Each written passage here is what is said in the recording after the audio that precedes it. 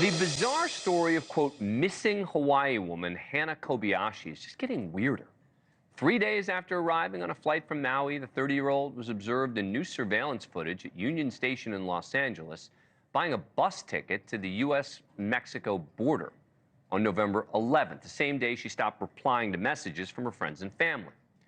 But as those friends, the family, they try to locate Hannah, police say they're not going to continue their investigation. In essence, saying adults are allowed to go missing if they want to. Here's the LAPD chief of police. At this time, Kobayashi's case has been classified as a voluntary missing person. LAPD Missing Persons Unit has conducted extensive witness interviews, reviewed video surveillance, and collaborated with local and federal law enforcement agencies on this case. To date, the investigation has not uncovered any evidence that Kobayashi is being trafficked or is the victim of foul play.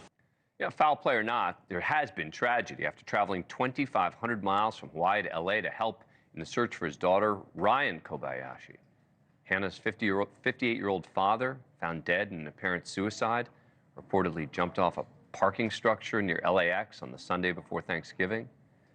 Now, taking a step back for a moment, this all starts November 8th, right? When, after landing in L.A. from Maui, instead of boarding her connecting flight to New York, she skips it. She stays in L.A. Sends her family a cryptic text message suggesting someone was trying to steal her money and her identity.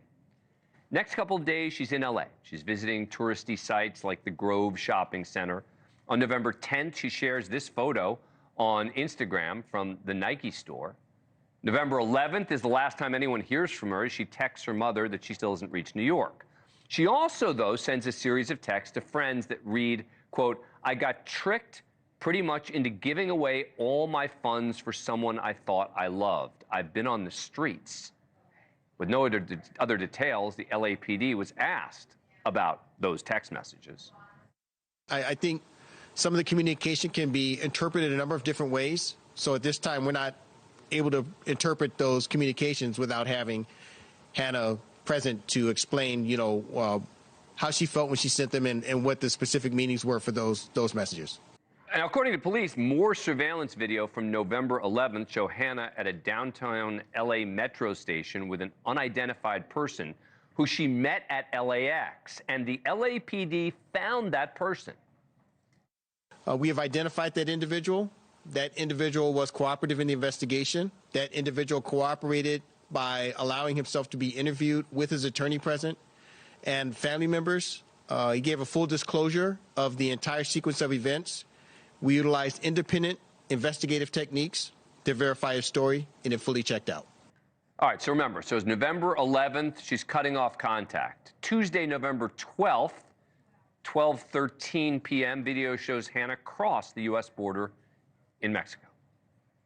After traveling to the U.S.-Mexico border, we reviewed video surveillance from U.S. Customs and Border Protection, which clearly shows Kobayashi crossing the United States border on foot into Mexico. Now, apparently, the police divulged that information before notifying Hannah's family. Hannah's sister, Sydney, spoke with NewsNation's Ashley Banfield last night.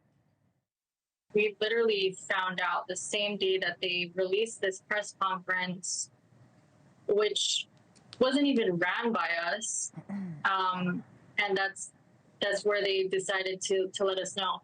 Had we have known that she had crossed the border on the 12th, that would have given us so much more of a different direction of where to look.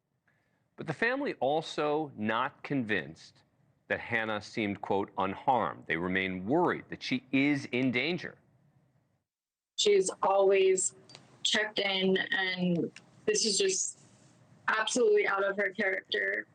And especially after, if she had seen what happened with my father and his passing, she would have definitely reached out by now. That's not the way the police see it.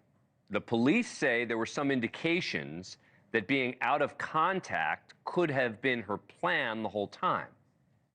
Additionally, the investigators noted that before departing Maui, Kobayashi expressed the desire to step away from modern connectivity. The last ping her cell phone emitted coming from LAX before her phone was turned off. It's been over 3 weeks now. She may or may not even know about her father's death, and her family fears that there's potentially worse things to be worried about. This is her aunt on NewsNation last month. We are terrified. We're thinking, now we're thinking of things like, was she abducted? The word, and I hate to say it, but the word trafficked. And look, that was from last month, but still, more questions than answers. I am betting we're going to learn more in the days to come. Thanks for watching. Go to joinnn.com to find NewsNation on your screen. And don't forget to click the red subscribe button below to get more of NewsNation's fact-driven, unbiased coverage.